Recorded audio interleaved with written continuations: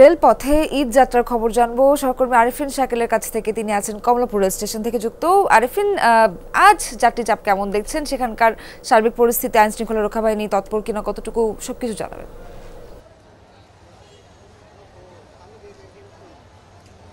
ধন্যবাদ সোয়ার। মূলত যেহেতু আর কয়েক ঘন্টা বাকি, যদি সব ঠিকঠাক থাকে আগামীকাল পবিত্র ঈদ উল ফিতর বাংলাদেশ উদযাপিত হবে, যার ফলে মানুষের মধ্যে কিন্তু শেষ মুহূর্তে আসলে বাড়ি যাওয়ার যে তারা, সেই তারাটা অনেক বেশি আমরা দেখতে পাচ্ছি। যদি আপনাকে ছবিতে দেখাতে চাই, অসংখ্য মানুষ কিন্তু কমলাপুর রেলওয়ে স্টেশনে এসে ভিড় করেছেন। এবং আপনারা জানেন যে এই বছর বেশ কড়াকড়ি করা হচ্ছে, যেহেতু বিনা টিকিটের যাত্রীরা যেন যেতে না পারেন, সেই কারণে একেবারে বাহির থেকে তাদেরকে যেই টিকিট, সেই টিকিট চেক করে তাদেরকে ভিতরে প্রবেশ করানো হচ্ছে, যাতে করে ভিতরে অতিরিক্ত যাত্রী না যায়। এবং সেক্ষেত্রে আপনারা জানেন গত 2 দিন ধরে যে রেলওয়ের যে রেলগুলোর ছাদে প্রচুর যাত্রীরা কিন্তু যাচ্ছিলেন, এবং সেই যাত্রীরা যাওয়ার কারণেই এবার আজকের সকাল থেকেই নিরাপত্তার বেশ কড়াকড়ি করা হয়েছে, যাতে করে কেউ অতিরিক্ত যাত্রীরা ভিতরে প্রবেশ করতে না পারেন এবং ছাদে করে কেউ যেন তাদের গন্তব্যে পৌঁছাতে না পারেন। সাধারণ মানুষ বলছেন যে আসলে তারা টিকিট যেহেতু এবার অনলাইনে তারা কিনতে হয়েছে, ফলে অনেকেই টিকিট পাননি, এবং স্ট্যান্ডিং যে টিকিট অর্থাৎ দাঁড়িয়ে থাকা যে টিকিট, সেই টিকিট এখন পাওয়া যাচ্ছে না। ফলে জীবনে ঝুঁকি নিয়ে আসলে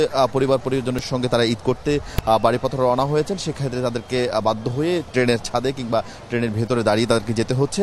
আর রেলওয়ে স্টেশনের পক্ষ থেকে আমাদেরকে বলা হচ্ছে যে প্রত্যেকটি ট্রেনের নির্ধারিত যে সময়, সেই সময়ের মধ্যেই তারা তাদের যে গন্তব্যে রওনা হচ্ছেন, এবং কোথাও কোনো ধরনের এখন পর্যন্ত শিডিউল বিপর্যয়ের খবর তারা পাননি।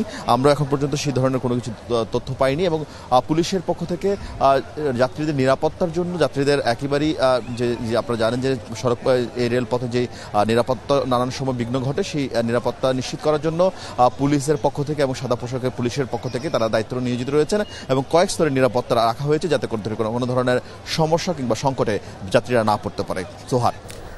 আরিফিন জানাচ্ছিলেন এখন পর্যন্ত সবকিছু সুশৃঙ্খলভাবে হচ্ছে এবং কোনো রকম বিশৃঙ্খলা ঘটেনি। ধন্যবাদ আপনাকে আরিফিন, যুক্ত হওয়ার জন্য।